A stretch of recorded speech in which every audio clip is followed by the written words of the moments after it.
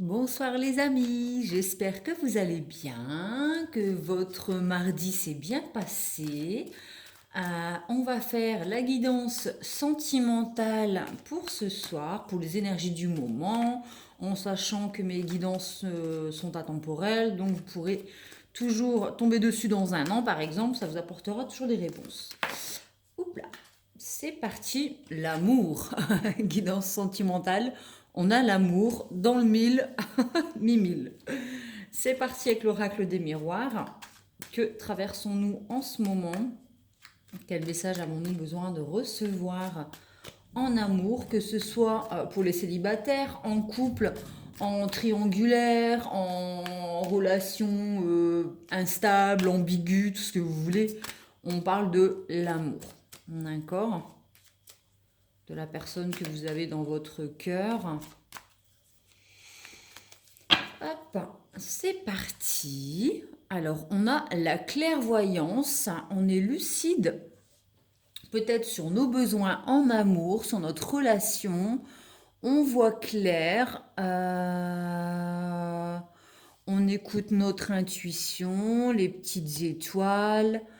Euh, on peut aussi peut-être, alors pas voir l'avenir, on peut se projeter dans l'avenir en fait. Peut-être qu'on a une vision un peu plus sur l'avenir avec la personne aimée. Euh, ou alors on a un don de clairvoyance et puis voilà. Mais en tout cas, en amour, on a les yeux ouverts, une lucidité sur la relation, quelle qu'elle soit. Je le répète. Ensuite, le verdict. Donc, il y a une décision qui tombe. Un verdict, en fait. Ça tombe comme un coup près. Donc, peut-être qu'on voit des choses et que du coup, on prend la décision nette concernant un voyage. On voit que le petit personnage, il a une longue vue, vous voyez. Donc, il prend de la hauteur pour avoir une vision globale. Donc, on est encore dans la clairvoyance, en fait, sur la relation. Peut-être qu'on a appris quelque chose ou qu'on a découvert quelque chose après avoir pris du recul ou qu'on voit les choses euh, avec plus de clairvoyance en fait après avoir pris un certain recul et on prend une décision. On a la chance, donc il y a une personne qui nous tend la main. Euh, il y a le trèfle à quatre feuilles, c'est une relation pour moi qui est protégée. On a envie de saisir sa chance concernant cette relation après avoir pris du recul. On a envie de saisir sa chance. On décide d'y aller, peut-être. Et donner naissance à quelque chose, être dans la créativité, mettre au monde, alors ça peut être une naissance et un bébé, mais ça peut être aussi un projet de maison, d'entreprise en commun. En fait, on a envie de mettre au monde la relation, d'accord? On a envie de créer le couple, la relation, et d'avoir une relation féconde plutôt que stérile. Donc si on est dans une relation ambiguë ou qu'on aime quelqu'un qui est pris, nous, ce qu'on voudrait, c'est créer quelque chose avec cette personne. Et il y a besoin d'être clairvoyant et lucide sur la relation euh, pour prendre une décision concernant ce voyage avec l'autre et le fait de savoir si on va construire quelque chose avec ou pas. On a le cadeau, la surprise, la bonne nouvelle. Donc, ça présage quand même quelque chose de positif en amour. On a pris une décision, on est clairvoyant, on a envie de saisir sa chance, on a envie de faire un bout de chemin avec cette personne, de créer son univers. Et ça nous apporte la bonne nouvelle, la surprise. On a vraiment des cartes chapeau melon et bottes de cuir, hein. Franchement, au top du top, quoi. Là, en étant clairvoyant, hein, tout ça, il y a une décision à prendre. Est-ce qu'on décide de saisir cette chance ou de passer à côté, hein, Hop, voilà. On va prendre le Light Sear Starro pour mettre en lumière certaines choses. Même si là, ça me paraît tout de même clair, quoi, au niveau du couple et de l'amour ou de votre relation, quelle qu'elle soit. On décide de saisir sa chance et vraiment d'accepter les cadeaux de la vie, quoi. Et ouais, écouter ses intuitions et écouter son cœur et décider de créer, quoi. Hop. La lune, donc on est encore dans l'intuition, hein, vraiment. Il y a des choses qui étaient cachées et qui sont mises en lumière, des choses qui n'étaient pas dites peut-être, il y avait des non-dits, des choses peut-être dont on n'osait pas, il y a peut-être des sujets qu'on n'osait pas aborder en fait, et en fait on remonte, ça remonte à la surface.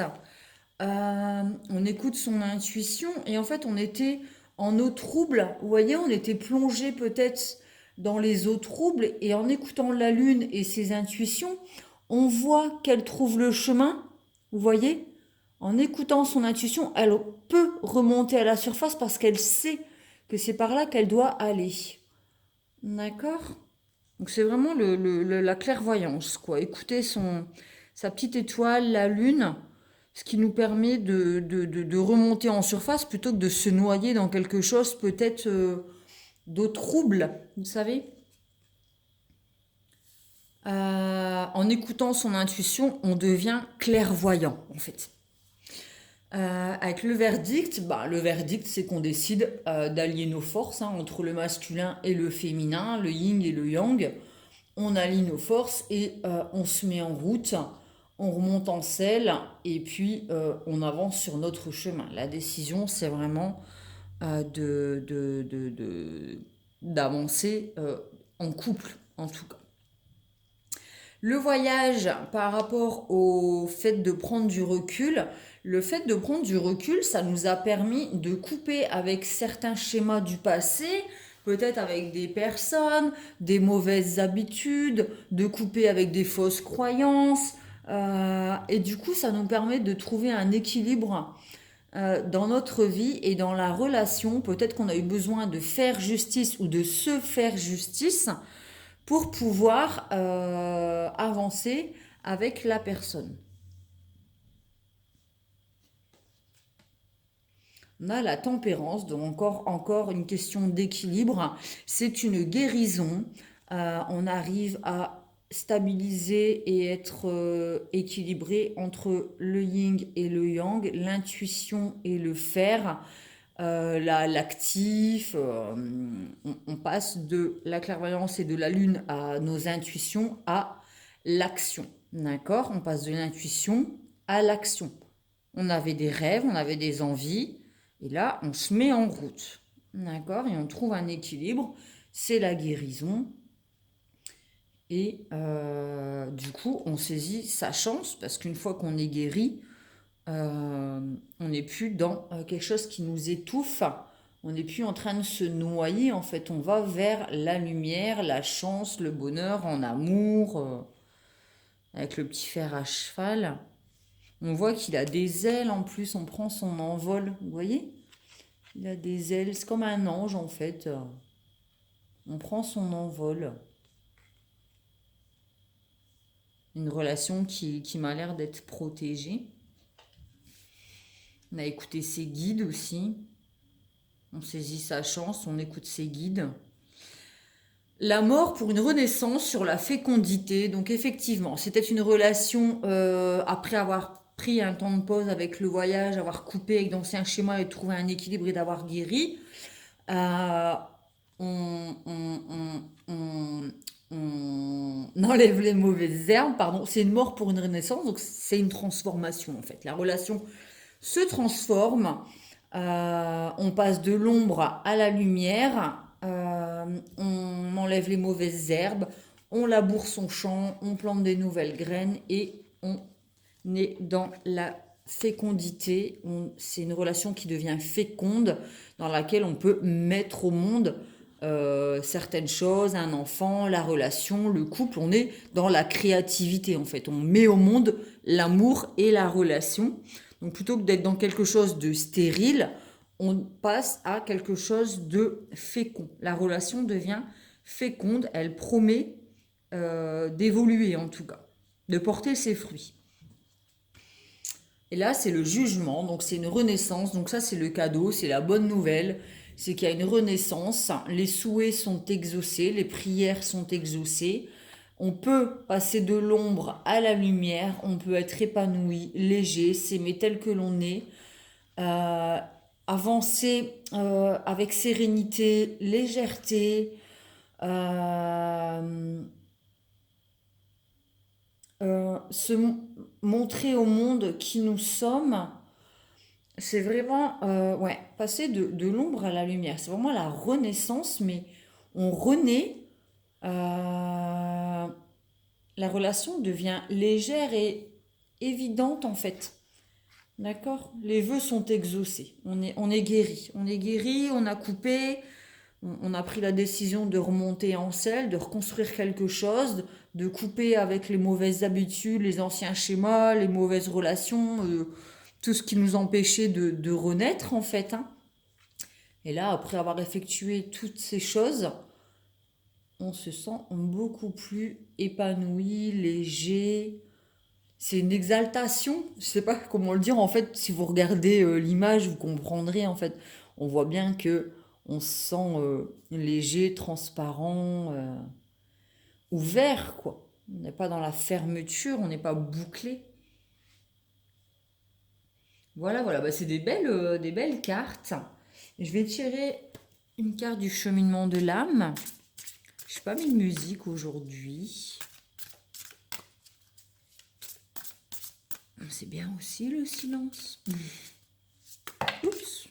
Oh, il y en a trop qui sont tombés là. Je vais pas les prendre.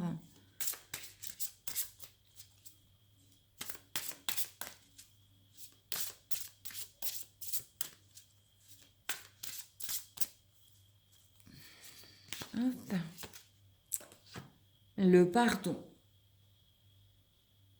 Je reconnais que la rancœur fait barrage au flot de l'amour. Donc il y avait bien des choses qui étaient cachées, qui sont remontées à la surface. On a eu une vision claire sur certaines choses dans la relation. On a pris la décision de se remettre en route. On a pris du recul, un temps pour soi, pour retrouver un équilibre, guérir, renaître et se transformer et se remettre au monde en fait. Et c'est une renaissance grâce au pardon. Le couple en amour, il y a un redémarrage, une renaissance, on repart beaucoup plus léger après avoir effectué des pardons. Donc on a demandé pardon, on a accepté un pardon et on sait aussi pardonner soi-même. Il y a besoin de se pardonner soi-même aussi pour effectuer la renaissance et remettre au monde une relation fertile. On couple avec les anciens schémas stériles qui nous empêchaient d'avancer. Je vais lire le petit livret sur le pardon. L'énergie de l'amour, qui est votre état naturel, ne pourra jamais vous porter tant que vous continuerez à vous accrocher aux énergies négatives que représentent la haine, la colère, l'intolérance ou les reproches. Chaque âme que vous rencontrez a son libre arbitre et vous n'avez aucun contrôle là-dessus. En revanche, ce que vous pouvez contrôler, c'est votre propre réaction à l'expression du libre arbitre d'autrui. Si vous alimentez cette énergie négative, vous renforcez vos cycles karmiques. Heureusement, le pardon peut mettre un terme à ce schéma. La personne à laquelle vous devez avant tout savoir pardonner est vous-même. Car le fait de s'en vouloir pour avoir échoué vous entrave au flot naturel de l'amour qui, lui, attirera à vous tout ce qu'il y a de beau dans la vie. Donc, effectivement, il y avait des pardons à poser pour pouvoir retrouver l'amour, hein. L'amour avec l'autre et à la base vraiment avec soi-même, se pardonner ses erreurs, peut-être des choses que l'on n'avait pas dites, qu'on avait cachées, des erreurs qu'on a faites, parce que tout le monde fait des erreurs. Et le pardon annonce une guérison, une renaissance et le cadeau en fait, hein, la bonne surprise, la bonne nouvelle, quelque chose de vraiment positif. Voilà, voilà, je vais tirer une carte, l'amour universel, parce que j'ai encore envie de continuer un petit peu avec vous,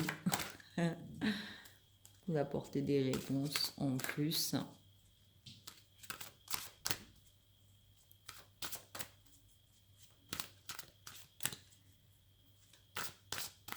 Hop, alors,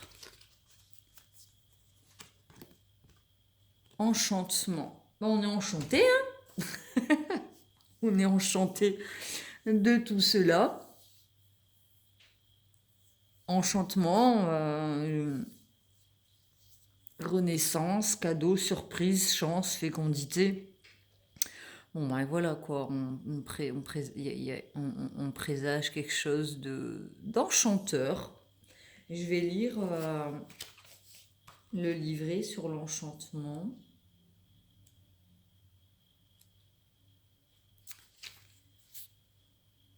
Ralentissez votre rythme.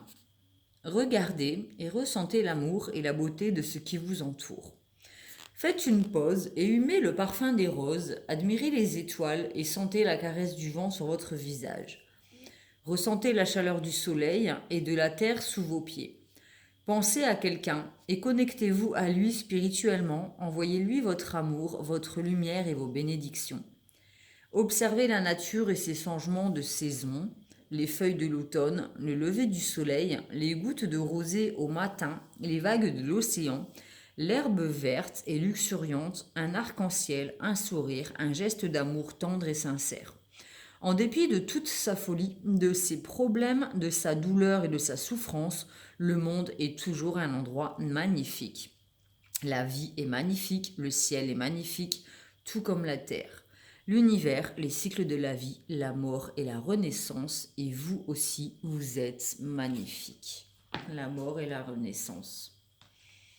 Recroire en l'amour, recroire en soi, être dans l'abondance, dans la gratitude, remercier la vie, s'émerveiller des petites choses et on revient à l'amour. On revient à l'amour, on a besoin de couper avec certaines choses après avoir réalisé des choses qui étaient cachées. On coupe et on retrouve la chance, l'amour, on repart dans la créativité, on renaît, on est beaucoup plus léger, on accepte les cadeaux de la vie, on pose des pardons, hop, on passe à autre chose et on revient à cet état d'amour avec soi-même, avec l'autre, avec le monde, avec tout ce qui nous entoure. Et on est bien, quoi. On est enchanté des autres, de nous-mêmes, de cette terre sur laquelle on est venu faire nos expériences. C'est vraiment le fait de poser un pardon, ça nous permet vraiment presque un envol en fait, de se retrouver beaucoup plus léger plutôt que d'être dans les profondeurs et la noirceur et de se noyer dans certaines choses. On passe à regardez, sont mais l'une à côté de l'autre. On passe de la noyade à l'émergence. On pourrait appeler ça comme ça, je crois. On sort de cet état de noirceur et de noyade pour aller respirer, prendre une grande bouffée d'air frais et d'être dans l'accueil et dans l'amour. Voilà, voilà. Ben, j'espère que ce tirage vous a plu. Vous pouvez mettre un petit pouce bleu en dessous de la vidéo. Vous abonner à la chaîne en cliquant sur abonner, la petite cloche et tout pour recevoir les notifications. Ce sont des guidances générales, donc ne prenez que ce qui vous parle, hein, restez maître de vos choix. Si vous souhaitez une guidance personnelle, j'en propose. Vous pouvez me contacter sur mon Instagram ou ma page pro Facebook sous Pomme Plume Tarologue si vous souhaitez une guidance personnelle et prendre rendez-vous avec moi. vous savez où me trouver. Je vous souhaite un bon mardi soir, plein de bonnes choses, une belle guérison, de beaux objectifs, une belle vision positive sur l'avenir après avoir coupé avec cet état de noirceur, revenir à la lumière, revenir à l'amour, puisque nous sommes amour. Voilà, voilà, je vous fais des gros bisous et je vous dis à très vite.